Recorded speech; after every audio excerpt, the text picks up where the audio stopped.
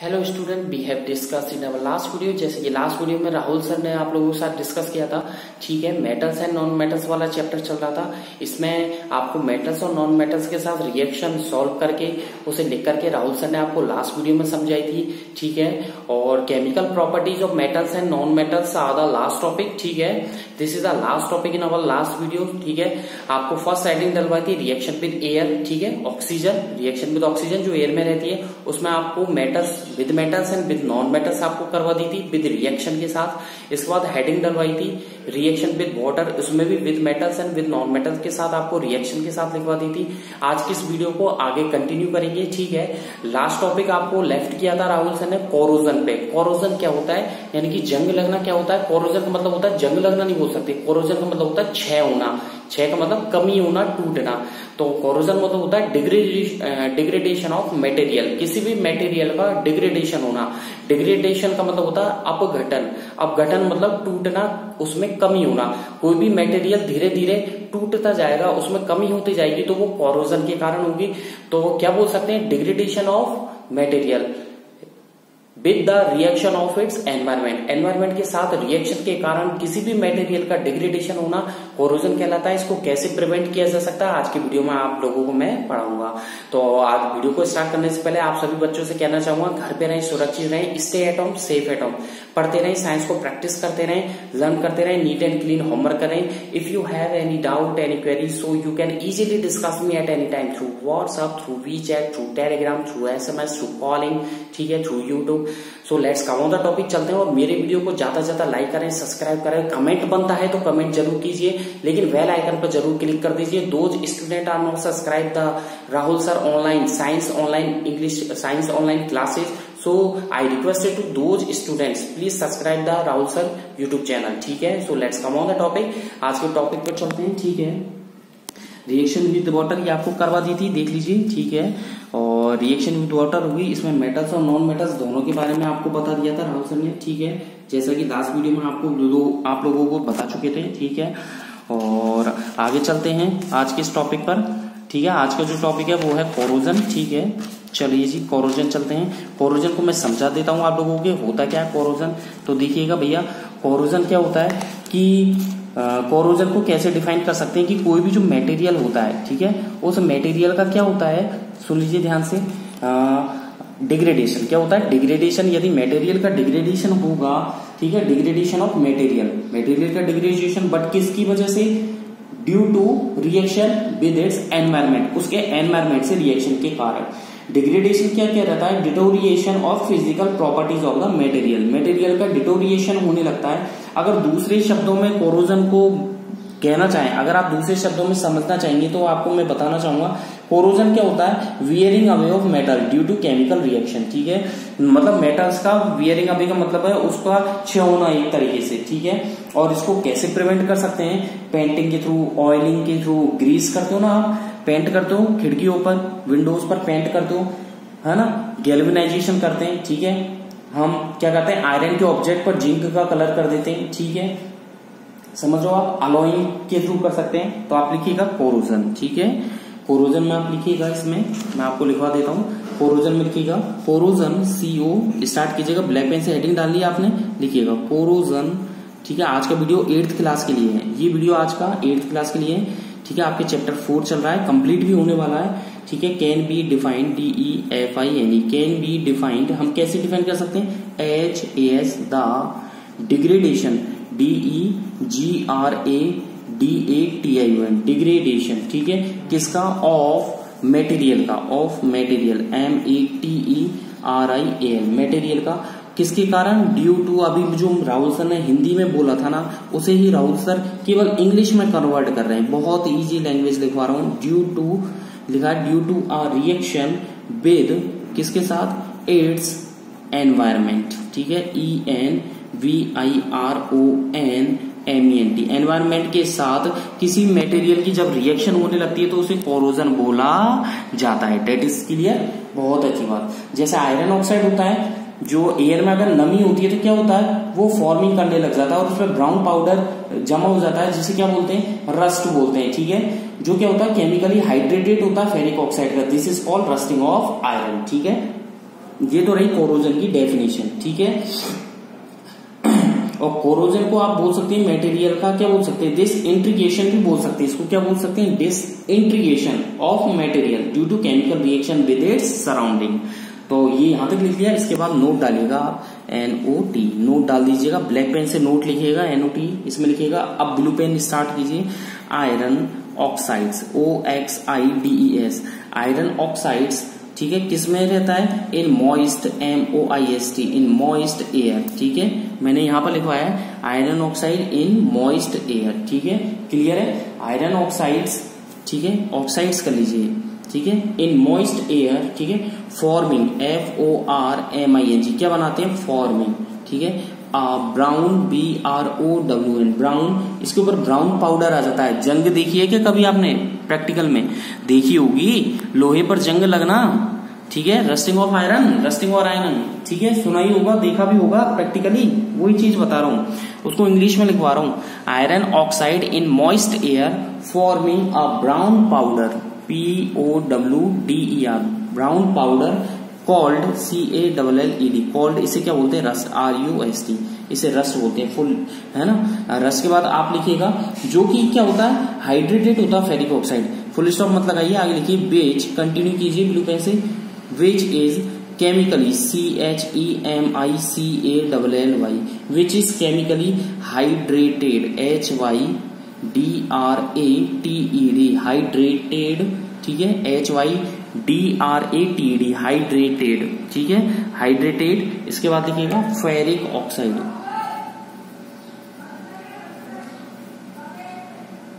Ferric oxide, आगे समझे, ferric oxide, आगे लिखिएगा फुल स्टॉप लगा के, दिस इज कॉल्ड, ठीक है, आगे लिखिएगा दिस इज कॉल्ड, इसे क्या बोलेंगे, this is called rusting, RUSTING, rusting of iron, इसे क्या बोलेंगे, रस्टिंग ऑफ आयरन। बहुत अच्छे, सभी बच्चे अच्छे से लिख रहे हैं, पढ़ भी रहे हैं, मेरे को व्हाट्सएप पर अच्छा रिजल्ट मिल रहा है आप लोगों को, ठीक है। अब आपको लिखवा रहे हैं राहुल सर की मेथड्स क्या क्या होते हैं कोरोजन को प्रिवेंट करने के। तो हेडिंग डाल लीजिएगा ब्लैक पेन से, मेथड्स, METHODS, मेथड्स, ठीक है, ऑफ प्रिवेंशन, PREVENTION। आप मेरे वर्ड्स पर जो मैं बोलता हूँ उस पर ज्यादा ध्यान दीजिएगा, हो सकता है मैं शॉर्ट में लिख दूं, लेकिन मैं जो बोलूंगा वो कंप्लीट बोलूंगा। आप लिखिएगा मेथड्स ऑफ प्रिवेंशन, ठीक है, ऑफ कोरोजन, CORROSION, कोरोजन, ठीक है, कि अपघटन को, क्षय को, शायद कोरोजन का मतलब यही होता है, हिंदी में आप देख लीजिएगा, मेरी हिंदी ज्यादा अच्छी नहीं है, आप देख लीजिएगा कोरोजन का हिंदी में डिक्शनरी में मिल जाएगा। कोरोजन का मतलब होता है कम होना, घटना, अपघटन, ऐसा कुछ है। तो methods of prevention of corrosion मैंने आपको समझा दिया, कोरोजन क्या होता है, डिग्रेडेशन होता है, ठीक है, कैसे रोक सकते हैं, तो कई सारे इसके प्रिवेंशन मेथड है। तो मेथड्स, तो आप फर्स्ट लिखवा देता हूं आपको, फर्स्ट लिखिएगा पेंटिंग, हेडिंग डालिएगा PAINTING, पेंटिंग, मैंने लिखा है PAINTING, पेंटिंग, कि पेंटिंग के थ्रू कैसे करोगे आप, कि पेंटिंग क्या है, कॉमन मेथड होता है जिस पर क्या होता है, आयरन जो होती है, मतलब रस्ट को यानी जंग को आयरन से अलग किया जा सकता है, ठीक है। आगे लिखिएगा इसमें दिस इज, ठीक है, लिखिएगा this is a common, COMMON, this is a common method, METHOD, this is a common method, ठीक है, of preventing, PREVENTING, this is the common method of preventing. किसको प्रिवेंट करोगे, आयरन को, और किससे करोगे, from rusting, RUSTING, from rusting, clear है, बहुत अच्छी बात। फुल स्टॉप लगाइएगा, आगे लिखिएगा जो पेंटिंग होती है, तो आगे लिखिएगा द पेंटिंग, जो मैं हिंदी में बोल रहे हैं, जो राहुल सर आपको हिंदी में बोल रहे हैं उसे ही केवल इंग्लिश में कन्वर्ट करवा रहे हैं, द पेंटिंग, ठीक है, प्रिवेंट कर सकती है पेंटिंग, किसको प्रिवेंट कर सकती है, रस्ट को, किसके थ्रू कर सकती है, इसके ऊपर एक कवर लगा करके, ठीक है, प्रिवेंट्स, आगे लिखिएगा PREVENTS, प्रिवेंट्स, ठीक है, रस्टिंग, RUSTING, रस्टिंग, किसके through, by providing, PROVIDING, by providing, ठीक है, प्रोवाइडिंग के बाद लिखिए कोटिंग, CO लिखिएगा COATING, कोटिंग, ठीक है, over, OVER, over iron objects, ठीक है, आयरन ऑब्जेक्ट्स, क्लियर है, बहुत अच्छी बात, ठीक है। आयरन ऑब्जेक्ट के ऊपर कवर लगा करके मैंने लिखा है, आयरन ऑब्जेक्ट के बाद कोटिंग करके, तो वो क्या प्रोवाइड कर सकता है, पेंटिंग क्या कर सकते हैं आप, पेंटिंग करवाते हैं, खिड़कियों पर पेंटिंग करते हैं, तो क्या करते हो आप, आयरन के ऊपर कोटिंग करते हो, कलर करते हो, और उसको किससे प्रिवेंट करते हो, रस्ट से। ठीक है, यही चीज मैंने इसमें लिखवाई है। ठीक है, ऑयलिंग एंड ग्रीसिंग। ठीक है, सेकंड लिखिएगा ऑयलिंग, OILING ऑयलिंग। ठीक है, and greasing GREASING oiling and greasing. Clear है, बहुत अच्छी बात। इसमें मैं आपको लिखवाऊंगा ऑयलिंग एंड ग्रीसिंग में आपको बताऊंगा मैं ऑयलिंग और ग्रीसिंग होता क्या है कि जो एक ऑयल की जो लेयर होती है, मतलब ऑयल जो होता है, ऑयल की लेयर को किस पर लगाया जा सकता है, या बोल सकते हैं ऑयल या ग्रीस की जो ग्रीस होता है ना, साइकिल्स में आप बाइसिकल में ग्रीस लगाते हो, सुना होगा आपने नाम। तो ऑयल और जो ग्रीस होता है उसको आयरन ऑब्जेक्ट के ऊपर क्या कर दिया जाता है, उसकी एक लेयर को पुट कर दिया जाता है। नहीं समझे आप, जो ग्रीस होता है, ऑयल होता है, उसको क्या करते हैं कि आयरन जो ऑब्जेक्ट होते हैं उनके ऊपर उसकी लेयर को लगा दिया जाता है। लगाने पर क्या होगा, वो रस्ट से आपको प्रिवेंट करेंगे आपको, मतलब आयरन ऑब्जेक्ट को। तो इसमें लिखिए to put a layer LAYER a layer of oil and grease GREASE। इसमें क्या लिखा है मैंने, टू पुट करेंगे a layer of oil and grease, oil और ग्रीस की लेयर को पुट करेंगे, किसके ऊपर करेंगे, ठीक है, on the iron IRON on the iron objects. बहुत अच्छी बात, on the iron objects. Also prevents PREVENTS prevents, क्या प्रिवेंट्स करेगा, from rusting RUSTING from rusting. ठीक है, आगे थर्ड मेथड लिखिएगा गैल्वेनाइजेशन GALVANI, ठीक है, ZATION। गैल्वेनाइजेशन क्या होगा, ज्यादातर आपने सुना होगा जब आप 7th क्लास में थे।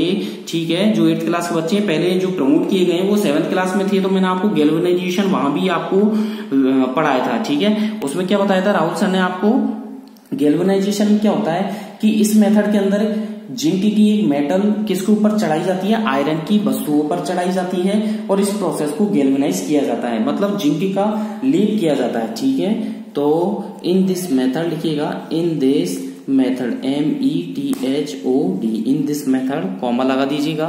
इन दिस मेथड के बाद आप लिखिए VWE we put a layer, इसमें लिखिएगा we put a layer LAYER we put a layer of किसकी, जिंक मेटल। मैंने डायरेक्ट सिंबल लिख दिया जिंक का, जिंक मेटल। ठीक है, किसके ऊपर, ऑन। ठीक है, इसमें लिखिएगा ऑन, ठीक है, द लिखिएगा on the iron IRON on the iron objects. ठीक है, क्लियर है, ऑन द आयरन ऑब्जेक्ट्स। ठीक है, ठीक है, कॉमा लगा के लिखो दिस प्रोसेस, ठीक है, this process is called galvanisation.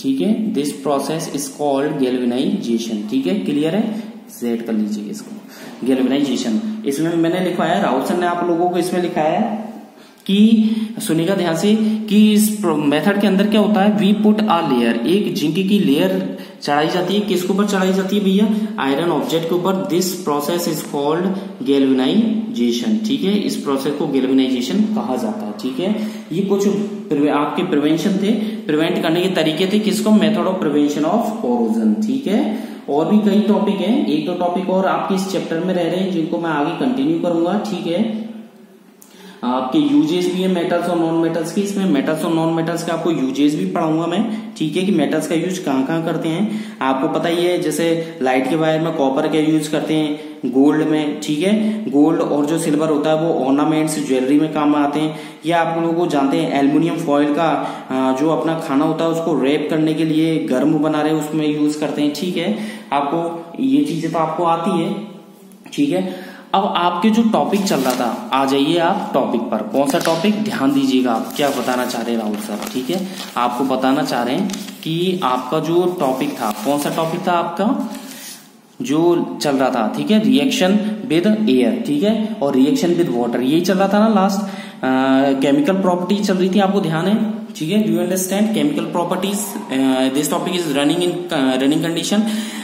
Chemical properties में आपको रिएक्शन विद एयर में बताई थी, with metals and with non metals. फिर सेकंड लगवाई थी reaction with water, with metals and with non metals. And third is लिख लीजिए आप। थर्ड है रिएक्शन विद एसिड्स। ठीक है, तो कंटिन्यू करेंगे आज के टॉपिक में। ठीक है, यहां तक आपने लिख लिया, कोरोजन कंप्लीट हो गया आपके। ठीक है, method of prevention of corrosion हो गया। अब आप हेडिंग डालिए, थर्ड इज, ठीक है, हेडिंग डाल लीजिए थर्ड रिएक्शन, REACTION रिएक्शन। ठीक है, हेडिंग डालिए रिएक्शंस। ठीक है, रिएक्शन विद एसिड्स, कि एसिड्स के साथ मेटल्स और नॉन मेटल्स का क्या इफेक्ट होता है।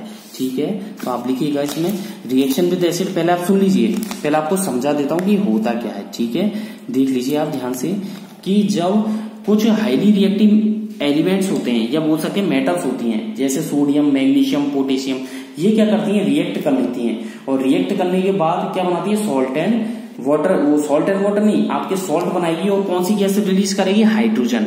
ध्यान से सुनिएगा, कोई भी मेटल यदि when any metal react with acid, acid के साथ रिएक्ट करती है, it makes salt and releases, या बोल सकते हैं इवॉल्व हाइड्रोजन गैस। तो इसमें ए लिखिएगा, आपको ए लिखवा रहा हूं मैं, फिर आपकी नॉन मेटल बताऊंगा। वैसे नॉन मेटल बता दूं आपको, एसिड से रिएक्ट नहीं करती है। ठीक है, देख लीजिएगा हाईली, इसमें लिखिएगा highly, HIGHLY, highly reactive, REACTIV, highly reactive metals. ठीक है, METALS, highly reactive metals like, लिखिएगा like sodium Na, magnesium Mg। ठीक है, एंड और भी कई सारी होती है, एंड मैं अभी थोड़ी सी ही लिखवा रहा हूँ। ठीक है, कुछ एग्जांपल ही लिखवा रहा हूँ। पोटेशियम, ठीक है, मैंने लिखवाया sodium, magnesium and potassium react, REACT, react किससे रिएक्ट करेंगी, विद किसके साथ, डाइल्यूट, DILUT, डाइल्यूट।